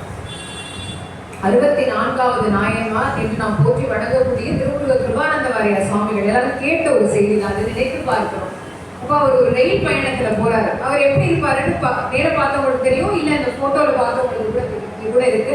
உடம்பெல்லாம் விபூதி பூசியிருப்பார், திருநீர் பூசியிருப்பார் ஐயா. அப்ப அந்த ஒரு 4 இளைஞர்கள் அந்த ரயில் பெட்டியில பயணம் செய்யக்கூடியவர்கள் அவங்களுக்கு கூட கிண்டல் பண்ணாங்களாம். அப்ப அது சுமத்துக்கு சுண்ணாம்பு அடிச்ச மாதிரி இப்படி அடிச்சுட்டு வந்திருக்காரு அப்படின்னு வாரியார் ஐயா அப்பா சொன்னாங்க. வாரியார் ஐயா அவருக்கே ஒரு பாணியில அவர் பதில் சொல்லுவார் இல்லையா, அவர் அந்த இடத்துல அவருக்கே ஒரு பாணியில சொன்னாரு, உண்மைதான் தம்பி, குடியிருக்க வீட்டுக்கு தான் சுண்ணாம்பு அடிப்பாங்க, குட்டிச்சோத்துக்கெல்லாம் அடிக்க மாட்டாங்கன்னு சொன்னாராம். இப்ப அந்த உடம்பெல்லாம் வந்து அந்த திருநீர் காடுடைய சுடலை பொடி பூசி, திருநீரை வந்து நம்ம நெற்றியில பூசும் போதெல்லாம் நாம நினைக்க வேண்டியது என்ன, உலகம் இல்லையது நாமும் ஒரு நாள் இந்த ஒரு பிடி சாம்பல் தான், அதுதான் அந்த திருநீர். ஆக இந்த பாடல் சொல்லக்கூடிய இது என்ன அப்படின்னா, தோளுடைய செவியன். இப்ப இறை வழிபாடும் போது பாடல்களை நாம் வாயினால் வாயை திறந்து பாட வேண்டும், அப்பதான் இறைவனுடைய செவியிலே சென்றடையும். அது நாம் எடுத்துக்க வேண்டிய கருத்து. அடுத்த கருத்து, தர்மம், அறத்தின் அடிப்படையில் தான் நம் வாழ்க்கை இருக்க வேண்டும். ஏன்னா தர்மம் தான் சிவத்தையே தாங்குகிறது. உள்ளத்தில் கள்ளத்தனத்தை நாம் நீக்கிவிட வேண்டும். எப்படி? தூய வெண்மதி சூடி. அது போல திருநீர நெற்றியில் பூசும் போதெல்லாம் உலகம் நிலையற்றது, நாமும் ஒரு நாள் குடி சாம்பல் தான். இதுதான் இந்த பாடலுடைய ஆழ்ந்த கருத்தா நாம எடுத்துக்க வேண்டியது. அப்ப இன்னொரு நீங்க கவனிச்சு பாத்தீங்கன்னா, சிவபெருமான் அப்படிங்கிற அவருடைய துருவத்தை நாம பார்க்கும்போது நமக்கு என்ன நிறம் எல்லாம் ஞாபகம் வருது? என்ன நிறம் ஞாபகம் வருது? அவருடைய பொன்னிறம். கழுத்து பாத்தீங்கன்னா நீல தலையில சடாமுடிய செஞ்சடைப்பாங்க சிகப்பு. அப்புறம் வந்து கொன்றை பூக்கள் தங்க கழுத்து. ஆனா திருஞான சம்பந்தர் 3 வயது குழந்தை சொன்ன எல்லாம் பாருங்க, எல்லாமே வெள்ளைக்கலர். தோடுடைய செவியன், தோடு வெள்ளைக்கலர். தோடு வெள்ளைக்கலர் ஏன் நீங்க கேட்கலாம், அந்த காலத்துல வந்து பாத்தீங்கன்னா தோடு வந்து வெள்ளோலையை சுத்தி செய்வார்கள், அதனால தோடு வெள்ளைக்கலர். தோடுடைய செவியன் விடை ஏறி, விடை அந்த மாடு வெள்ளைக்கலர், விடை ஏறி தூவெண் மதிசூடி, வெள்ளை மதி காடுடைய சுடலை கூடி, அதுவும் வெள்ளை. இந்த குழந்தைக்கு எல்லாமே வெள்ளையா தெரியுது, அதெல்லாம் தெரியல. ஏன் அப்படின்னா வாரியார் சொல்வாரு, சம்பந்தம் அப்படின்னா உறவு, ஞான சம்பந்தம். அப்ப இந்த குழந்தை வந்து ஞானத்தோடு உறவு கொண்ட குழந்தை. அப்ப அந்த ஞானம் அப்படிங்கிறது வெண்மை நிறமா தான் இருக்குமா. அது வந்து அந்த ஞானம்ங்கிறது, தெளிந்த ஞானம் என்பது வெண்மை நிறத்துக்கு ஈடாக சொல்லுது. அப்ப அதனால எல்லாமே அந்த குழந்தைக்கு அந்த வெண்மை நிறம் தான். அதுலயே பாத்தீங்கன்னா பதிஞானம், பசுஞானம், பாசஞானம். அவர் பதிஞானத்தோடு உறவு கொண்டவர், அது எம்பெருமானோடு உறவு கொண்டவர். மகன்மை நெறியை, எம்பெருமானுக்கு மகன் தான் அவர். மகன்மை நெறியை இந்த உலகத்திற்கு எடுத்து காண்பித்தவர் திருஞான. அப்ப தோடுடைய செவியன் விடை ஏறி போத்து வெண்மதி சூடி காடுடைய சுடலை பொடி பூசியின் உள்ளம் கவரு கள்வன். அடுத்து ஏடுடைய மலரான். ஏடுடைய மலரான் அப்படின்னா அந்த மலரிலே வீற்றிருக்கக்கூடிய பிரம்மா. புனை நாள் பணிந்தேத்த அருள் செய்த இறைவனுடைய அருளை பிரம்மாபுரம் என்கின்ற இந்த சீர்காழியிலே பெற்று அவர் படைப்பு தொழிலை பிரளய காலத்துக்கு அப்புறம் தொடங்கினார். அதனால ஏடுடைய மலரான் முனை நாள், இன்னொரு நாளிலே முனை நாள் பணிந்து ஏத்த அருள் செய்த அப்படின்னு பாடுறாரு. அதே நேரத்தில் நம்ம இன்னொரு விதமாக இதை பார்க்கலாம். தர்மபுர ஆதீன புலவர் சுந்தரமூர்த்தி ஐயான்னு இருந்தாங்க. அவங்க பார்த்தீங்கன்னா வரலாற்று முறைப்படி இந்த தேவாரங்களை எழுதியிருப்பாங்க. அதாவது எந்த வரிசையில இவங்க கோயில்களை போய் பார்த்தாங்க அப்படின்னு ஒரு தொகுப்பு இருக்கும். அந்த தொகுப்பு ஒரு நூல் இருக்கு. அந்த நூல் அவர் சொல்லும் போது ஏழுடைய மலரான் அப்படின்னு எழுதிருக்க மாட்டாரு, ஏழுடைய மலரால் அப்படின்னு எழுதிருப்பாரு. அங்க என்ன பொருள் வித்தியாசம் அப்படின்னா, இந்த இடத்துல வந்து திருஞான சம்பந்த மூர்த்தி, பிரம்மாவை குறிக்காம திருஞான சம்பந்த மூர்த்தியே சொல்றாரு. என்ன அப்படின்னா, பிறவிகள்ல 7னா தேன் நிறைந்த மலரால திருஞான சம்பந்தர் பூசை செய்ததுனால அவருக்கு ஞானப்பால் கொடுத்த இறைவன். அதனால 7 மலரால் முனைநாள் பணிந்து ஏத்த திருஞான சம்பந்தர் பணிந்து ஏத்த அருள் செய்த அப்படின்னு நம்ம பார்க்கலாம். பீடுடைய பிரமாபுரம் மேவிய, பீடு அப்படின்னா பெருமை அப்படின்னு நம்ம துவக்கத்திலே பார்த்தோம். பெருமை உடைய பிரமாபுரம் மேவிய, அதாவது பிரம்மபுரம், பிரம்மனுக்கு அருள் செய்யப்பட்டதால் இது பிரம்மபுரம். பிரமாபுரம், பிரம்மபுரம் தானே படிக்கணும், ஏன் பிரமாபுரம்? சிவா ஜெகநாதன் அழகாக சொல்லுவாரு, அந்த பெருமையில அது நீண்டு இருக்கிறதா, அதனால அது பிரமாபுரம் அப்படின்னு. பீடுடைய பிரமாபுரம் மேவிய. ஏன்னா சீர்காழி அப்படிங்கிற பதியினுடைய பேர் 12 பேர் உண்டு. அதுக்கு புகழி, புறவம் அப்படின்னு நிறைய பேர் திருமுறையில் இருக்கு, 12 பேர். அதுல ஒரு பேர் பிரமாபுரம். என்ன சீர்காழிக்கு ரொம்ப சிறப்பு அந்த தலத்துக்கு அப்படின்னா, சேக்கிழார் சொல்றது, சீர்காழியில இப்ப நமக்கெல்லாம் பாத்தீங்கன்னா ஒரு இரவு ஒரு பகல், சீர்காழியில ஊர்ல மட்டும் 2 இரவு 2 பகல் இருக்கும் அப்படின்னு சேக்கிழார் சொல்றாரு. ஏன் அப்படின்னா வேதியதம் ஓமதூமத்து இரவும், அதாவது வேதியர்கள் ஓமம் வளர்க்க அந்த புகை வருது பார்த்தீங்களா, அந்த புகைனால சாதாரண இரவை விட இன்னொரு இரவு அந்த ஊர்ல உண்டா.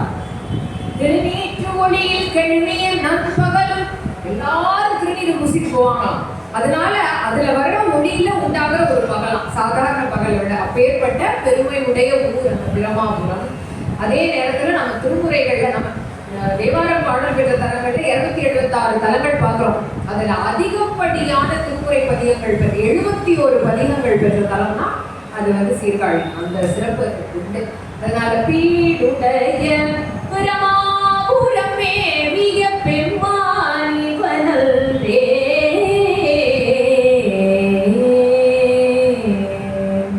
இப்படியாக மூவரின் முதல் தேவாரத்திலே திருஞான சம்பந்தர் அவருடைய முதல் தேவார பதிகத்தின் முதல் பாடலை நாம் இங்கு சிந்தித்தோம்.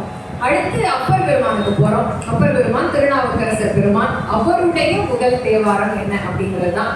இப்ப ஒரு இரவு இருள் சூழ்ந்து இருக்கிறது. திருப்பாதிரை புலியூர்ல ஒரு சைன மடத்திலே தர்மசேனர் இருக்கிறார். தர்மசேனர் யாரு? திருநாவுக்கரசருக்கு பிறப்பு பெயர் பார்த்தீங்கன்னா மருள் நீக்கியார். அதுக்கப்புறம் அவர் சைன மதப்படி போயிடுவாரு, அங்கே அவருக்கு பேர் தர்மசேனர். அப்புறம் இங்கே சைவத்துக்கு வந்த உடனே அவருக்கு பேர் திருநாவுக்கரசர். இப்போ தர்மசேனர் அங்கே இருக்கும்போது இப்போ திருப்பாதிரிப்புலியூர்ல ஒரு இரவு நேரம் ஒரு சைன மடத்துல அவர் இருக்காரு. அப்போ தர்மசேனரா இருக்காரு. அப்போ ஒரு சூளை நோயினால தாங்க முடியாத ஒரு வயிற்று வலி. அங்கே இருக்கவங்க என்னென்னமோ மந்திரிச்ச நீரை கொடுக்குறாங்க, மயில் தீயை வச்சு தடவி விடுறாங்க, எதுவும் கேட்கல. உடனே என்ன பண்றாரு, அங்கே இருக்கக்கூடிய சமையல்காரர்கிட்ட அங்கே திருவதிகைக்கு சொல்லி அனுப்புறாரு. ஏன்னா அவங்க அக்கா திலகவதியார் அங்கே இருக்காங்க, தாங்க முடியல, அக்காவை சொல்லி அக்காவை வர சொல்லு அப்படின்னா அந்த சமையல்காரர் போய் சொன்னா அக்கா நான் வரமாட்டேன்னு சொல்லியிருந்தாங்க. இவரால் தாங்க முடியும். இவர் என்ன பண்றாரு, இரவு நேரத்துல ஒரு வெள்ளை ஆடையை அணிந்து கொண்டு மெல்ல மெல்ல நடந்து அந்த திருவதிகையை நோக்கி செல்கிறார். அக்கா இருக்கக்கூடிய மடத்துக்கு நாம செல்வோம். அக்கா இங்க சைவ தொண்டெல்லாம் செஞ்சுட்டு இருக்காங்க திலகவதியார். அப்படியே நடந்து போனா அங்க போய் என்னன்னா, அதே நேரத்தில் பார்த்தீங்கன்னா திருநாவுக்கரசருடைய குடும்பம் பார்த்தீங்கன்னா எப்படின்னா நெடுங்காலம் சிவபூசை செய்து அப்படி இருந்த ஒரு குடும்பம். அவரால் அவர் அந்த முதல் தேவாரத்திலே அதெல்லாம் சொல்லுவாரு. அவரால் எப்படின்னா நினைச்சா கூட சிவபெருமானை மறக்க முடியாது. அந்த மாதிரி ஒரு குடும்பத்துல பிறந்தவர் திருநாவுக்கரசர். அவரே சொல்லுவாரு, நெஞ்சம் உமக்கே இடமாக வைத்தே நினையாதொரு போதும் இருந்தறியே. நினைக்காம இருக்க முடியல. அவங்க வீட்டுல அவங்க அப்பா அம்மா செய்யற பூசையெல்லாம் அவருக்கு ஞாபகம் வருது. சலம் பூவோடு தூபம் மறந்தறியே தமிழோடு இசை பாடல் மறந்தறியே நலம் தீங்கிலும் உன்னை மறந்தறியே முன்னாமம் என்னாவில் மறந்தறியே அப்படி பாடுவார். இப்ப வர அக்காவை வயிற்று வலி தாங்க முடியல. அப்படியே பொழுது மெல்ல மெல்ல அந்த விடியுது. மெல்ல மெல்ல விடியும் போது அவர் மனதிலையும் அந்த சூரியன் எழ எழ அவர் மனதிலையும் பார்த்தீங்கன்னா சிவபெருமான் மேல நம்பிக்கை அப்படியே எழுகிறது. ஒரு வழி கிடைக்கும், அந்த வயிற்று வலிக்கு ஏதாவது ஒரு வழி கிடைக்கும் அப்படிங்கிற ஒரு நம்பிக்கையோட நேரம் அக்காவுடைய காலில் விழறாரு. திருவயிற்றெழுத்தை நினைத்து நற்றுணையாவது நமச்சிவாயமே சொல்லி அவங்க அந்த விபூதியை கொடுக்குறாங்க, பூசிக்கிறாரு. கையோட திருவதியை இரண்டாம் கோயிலுக்கு கூட்டிட்டு போறாரு. கூட்டிட்டு அங்கே போன உடனே அவருக்குள்ள ஒரு அப்படி ஒரு புத்துணர்ச்சி. அங்கே போன உடனே ஒரு நம்பிக்கை, இந்த வயிற்று வலி தீர்ந்துரும் அப்படின்னு எதுவுமே அவர் நேர அந்த எடுத்த உடனே அந்த தேவாரத்தை அங்கே பாடுறாரு எம்பெருமான் முடியல. கூற்றாயினவாறு விளக்ககிலே கொடுமை பல செய்தன நானறியேன். கூற்றாயினவாறு விளக்ககிலே கொடுமை பல செய்தன நானறியேன். ஏற்றாய் அடிக்கே இரவும் பகலும் பிரியாது வணங்குவன் எப்பொழுதும் தோற்றாதென்பீற்றின் அகம்படியே உடலோடு துடக்கி முடக்கிட ஆற்றே அடியே அதிகை கடில வீரட்டான கூரை அம்மானே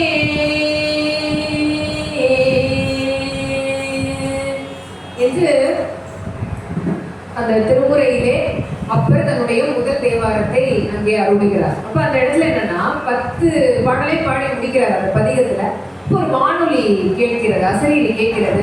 திருப்பதிகம் பாடியதால் திருநாவுக்கரசு என்ற நாமம் உனக்கு அமையட்டும் என்று எம்பெருமான் அருளுகிறார். அப்படித்தான் அவர் திருநாவுக்கரசர் என்று நாம் சொல்கிறோம். இந்த பாடல்களுடைய அந்த அமைப்பு எப்படின்னு பாத்தீங்கன்னா, நமக்கே ஒரு வயிற்று வலி வருதுன்னு வச்சுக்கோங்க. நாம என்ன பண்றோம், டாக்டர்கிட்ட போறோம். போனோம்னா என்ன முதல்ல சொல்றோம், ஐயோ ஐயோ வயிற்று வலி தாங்க முடியலையே அப்படின்னு நம்ம சொல்றோம். டாக்டர் என்ன கேட்பாரு, என்ன சாப்பிட்ட, அதான் முதல்ல கேட்பாரு. இப்போ இந்த இடத்துல எப்படின்னா, அப்படிதான் இவர் போனோடனே நேரம் மறுபடிக்கு போறாரு, திருநாவுக்கரசர் போறாரு. வயிற்று வலி அப்படின்னு அழுகும் போது அவர் என்ன சாப்பிட்டேன்னு அவர் கேட்கல. ஆனா அவர் கேட்டிருந்தா இவர் என்ன பதில் சொல்லியிருப்பாரு அப்படின்னா, அந்த மாதிரி நான் எத்தனையோ கொடுமை செஞ்சிருப்பேன், ஆனா அது எனக்கு என்னன்னு தெரியல. இப்ப டாக்டர் நம்மகிட்ட என்ன கேட்பாரு, ஏன்பா தின்னக்கூடாது, ஏதாவது தின்னுட்டியா, ஏதோ சாப்பிடக்கூடாது சாப்பிட்டுருக்க அப்படின்னு நம்மகிட்ட டாக்டர் கேட்பாரு. ஆமா, அப்ப இப்படி எல்லாம் வலி வரும்னு தெரியாது, எனக்கு அப்பவே தெரிஞ்சிருந்தா நான் தின்னுட்டு இருக்க மாட்டேன், எல்லாம் வலி வந்து தெரியாது அதனால தின்னுட்டேன். அது மாதிரி அப்படி கடவுள் அந்த ஒரு மருத்துவர்களுடைய நிலையிலே இருந்து கேட்டிருந்தால் என்ன பதில் அந்த வயிற்று வலிக்கு அவர் சொல்லுவாரோ அந்த மாதிரியே அவர் பாடுறாரு. கூற்றாயினவாறு, கூற்றுவன் அந்த காலனை போல இந்த வயிறு வலிக்குதான், அவன் இப்படி பிடிச்சி இது பண்றான். கூற்றாயினவாறு விளக்ககிலே கொடுமை பல செய்தன நானறியேன். எவ்வளவோ கொடுமை செஞ்சிருக்கேன், என்ன கொடுமை செஞ்சேனோ நான் அறியேன். ஏற்றாய் அடிக்கே அடுத்து அப்புறம் என்னன்னா, இப்ப அடுத்து டாக்டர் என்ன கேட்பாரு, டாக்டர் இப்படிலாம் சொன்னோடனே சரி அடுத்து மாத்திரை எழுதுவாரு.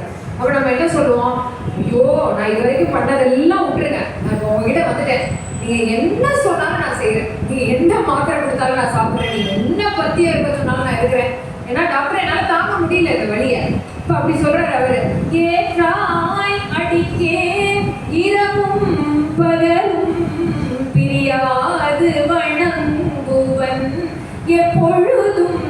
அப்பா இனிமே பிரியவே மாட்டேன், இரவும் பகலும் படைய நான் வணங்குறேன். ஏற்றாய் அடிக்கே அந்த அதாவது அந்த விடை மேல ஏறும்போது இருக்கக்கூடிய அந்த திருவடிகளை வணங்கி கொண்டே அந்த அடி, ஏற்றாய் அடிக்கே அந்த திருவடிக்கே நான் ஆட்பட்டிருக்கிறேன். இரவும் பகலும் பிரியாது. டாக்டர்கிட்ட நம்ம சொல்ற மாதிரி, அப்பா எது சொன்னாலும் நான் கேட்கிறேன், என்ன மாத்திரனாலும் சாப்பிடுறேன், அந்த மாதிரி எப்பயுமே இரவும் பகலும் பிரியாத வணங்குவேன் அப்படின்னு சொல்றாரு.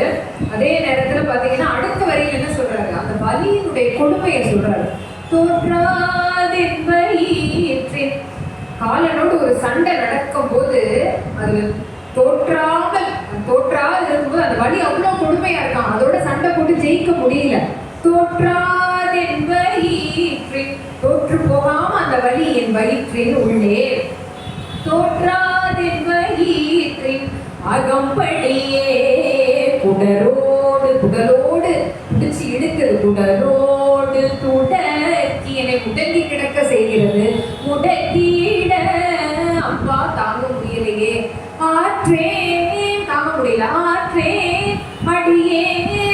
அதிகை கெடில, அந்த திருவதிகை இரட்டானத்திலே கெடில ஆற்றங்கரையில் இருக்கக்கூடிய பெருமானே, அதிகை கடில விரட்டான குறை அம்மாவனே என்று இங்கே அப்பர் பெருமான் திருநாவுக்கரசர் அருளி செய்கிறார். ஆக நாம அப்பருடைய முதல் தேவார பாடலையும் இன்று பார்த்தோம். திருஞான சம்பந்தருடைய முதல் பார்த்தோம். இப்போ மூவர் முதலிகளிலே அடுத்ததாக இருக்கக்கூடியவர் சுந்தரமூர்த்தி சுவாமிகள். அவருடைய முதல் தேவாரத்தை நாம பார்க்க இருக்கிறோம். இப்போ நம்ம அது எந்த ஒரு சூழ்நிலையில நடந்ததுங்கிறது எல்லாருக்கும் தெரிஞ்சதுதான். நம்ம காலம் கருதி அந்த பாடலுக்குள்ளே போகலாம். அப்படின்னா இறைவன் திருமண கோலத்திலே நம்பி ஆரூரர் ஆகிய சுந்தரமூர்த்தி சுவாமிகளை ஆட்கொள்ள வருகிறார். நீ எனக்கு அடிமை அப்படின்னு சொல்ல வருகிறார். அப்ப அவர் சொல்றாரு, மற்ற நீ பண்மை பேசி பண்புட்டன் என்னும் நாமம் பெற்றனை, நமக்கு அன்பில் பெருகிய சிறப்பின் மிக்க அர்ச்சனை பாட்டேயாகும். ஆதலால் மண்மேல் நம்மை சொற்றமிழ் பாடுக என்றார் பூமரை பாடும் வாயார். என்ன பாடுறது? ஆட்கொள்ளாங்க என்ன பாடுறதுன்னு கேட்கும். அன்பில் மிக்க அர்ச்சனை பாட்டே ஆகும். அதனால் சொற்றமிழ் பாடுக, தமிழ்ல என்ன பாடும், அதுதான் எனக்கு அர்ச்சனை. அப்படின்னு என்ன வச்சு பாடுவேன்? திட்டினியே, பித்தனே பேரே திட்டினியே, அதை வச்சே பாடு அப்படின்னு சொல்லும் போதுதான் அந்த அவருடைய முதல் திருப்பாட்டு சுந்தரமூர்த்தி சுவாமியுடைய முதல் தேவாரத்தை அவர் அருளுகிறார். பித்தா பிறை சூடி பெருமானே அருளாடா, பித்தா பிறை சூடி பெருமானே அருளாடா, எத்தார் மரவாதே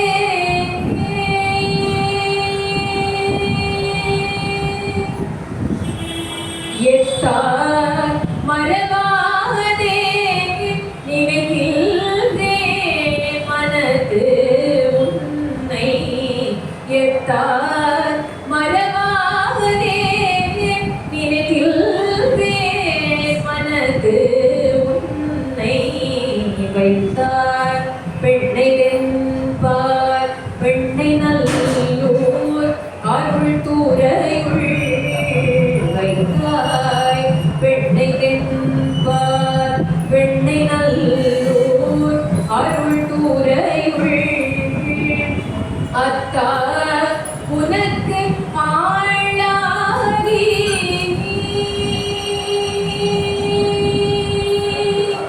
அத்தா உனக்கு ஆளாகி இனி அல்லே எனலாமே, அத்தா உனக்கு ஆளாகி இனி அல்லேன் எனலாமே.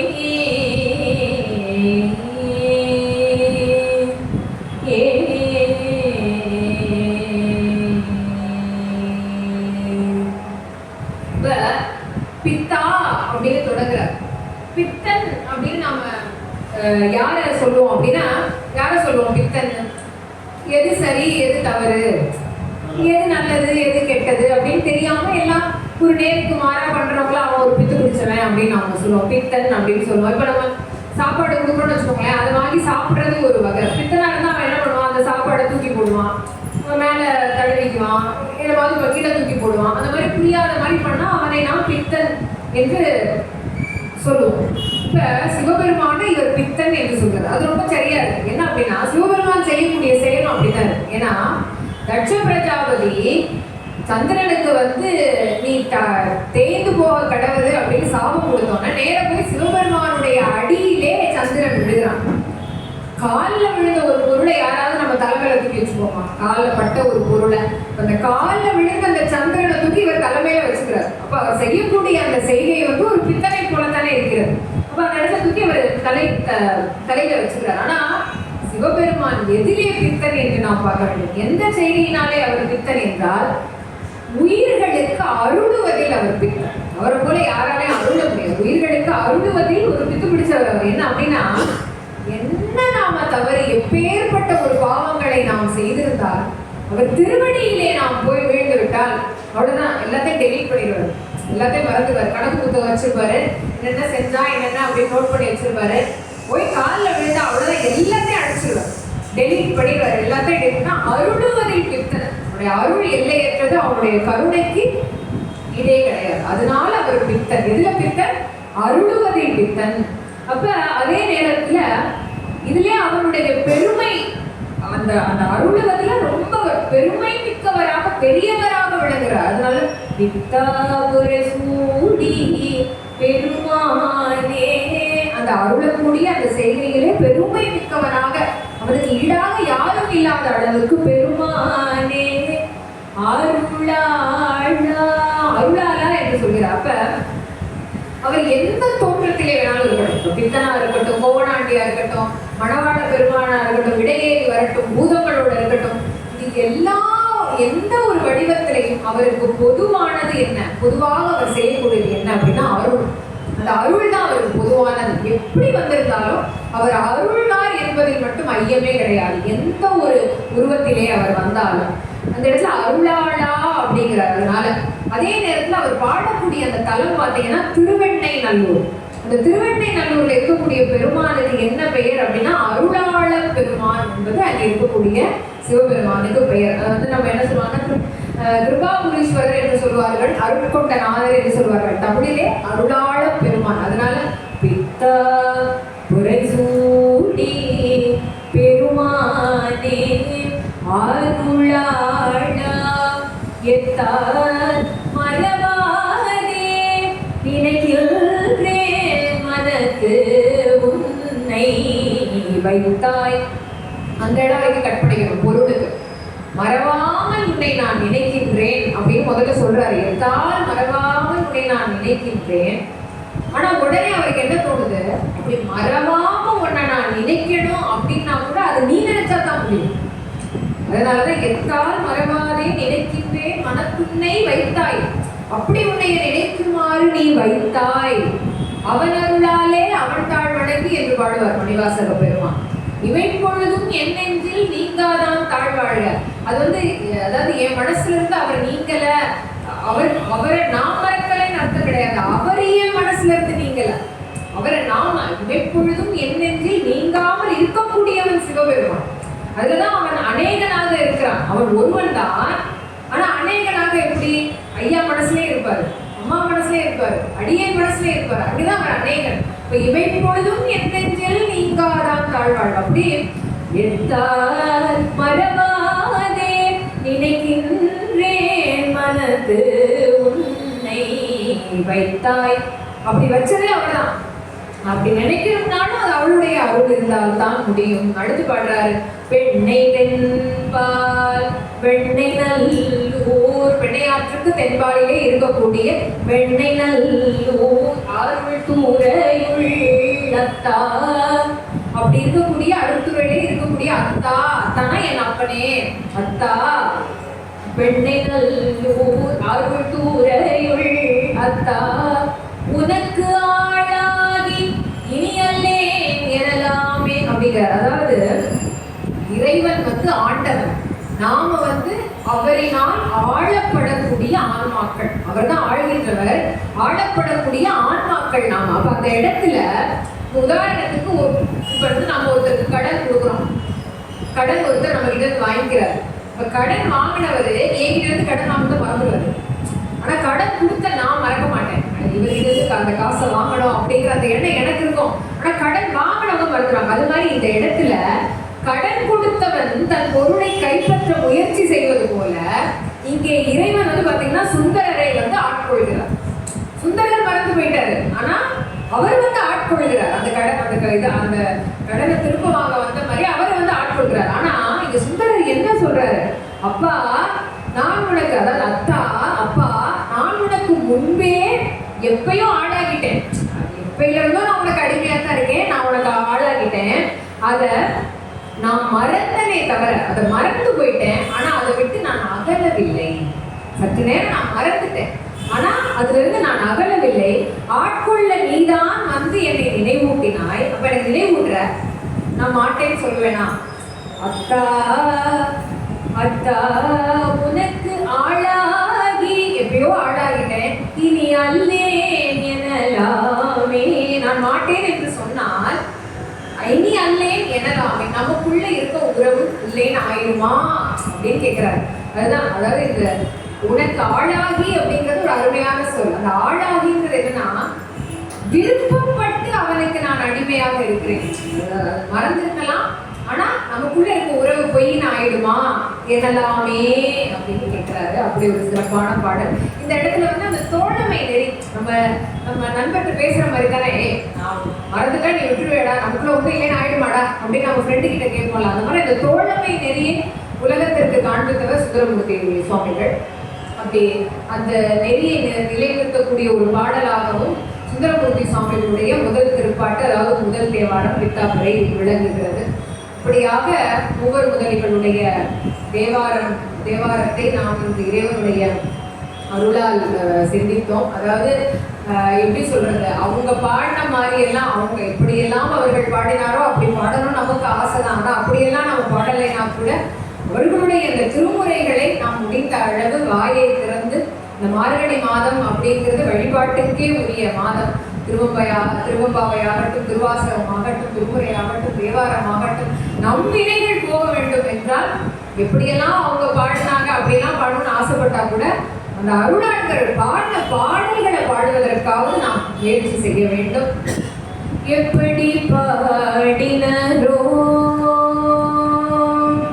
எப்படி பாடினரோ அடியார், எப்படி பாடினரோ அடியார், அப்படி பாட நான் ஆசை கொண்டேன் சிவனை, எப்படி பாடினரோ அடியார், அப்படி பாட நான் ஆசை கொண்டேன் சிவனை, எப்படி பாடினரோ.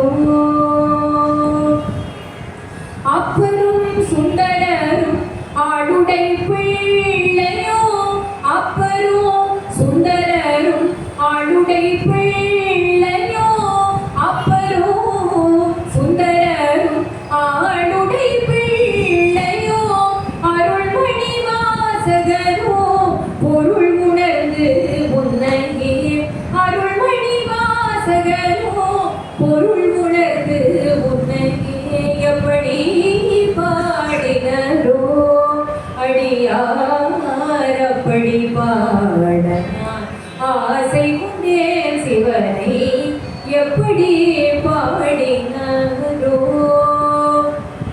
குருமணி சங்கரரும் அருமை தாயுமானாரும், குருமணி சங்கரரும் அருமை தாயுமானாரும், அருணகிரிநாதரும் அருள் சோதி வள்ளலும், அருணகிரிநாதரும் அருள் சோதி வள்ளலும், கருணை கடல் பெருகி காதலினால் உருகி, கருணை கடல் பெருகி காதலினால் உருகி, கருணை கடல் பெருகி காதலினால் உருகி, கண்ணி தமிழ் சொல்லினார் இனிதுனை அனுதினமும், கண்ணி தமிழ் சொல்லினார் இனிதுனை அனுதினமும், எப்படி பாடினரோ அடியார், அப்படி பாடனா ஆசை கொண்டேன் சிவனை, எப்படி பாடினரோ. ஏறுமை ஏறி விளையாடும் முகம் ஒன்றே, ஈசருடன் ஞான மொழி பேசும் முகம் ஒன்றே, ஒரு மணியார்களின் தீர்க்கும் முகம் ஒன்றே, ஒன்றுருவவே வாங்கி நின்ற முகம் ஒன்றே, மாறுபடு சூரரை பதைத்த முகம் ஒன்றே, வள்ளிய மனம் உணர வந்த முகம் ஒன்றே, ஆறு முகமான குருணி அருள வேண்டும், ஆதி அருணாச்சலம் அமர்ந்த பெருமாளே, ஆதி அருணாச்சலம் அமர்ந்த பெருமாளே.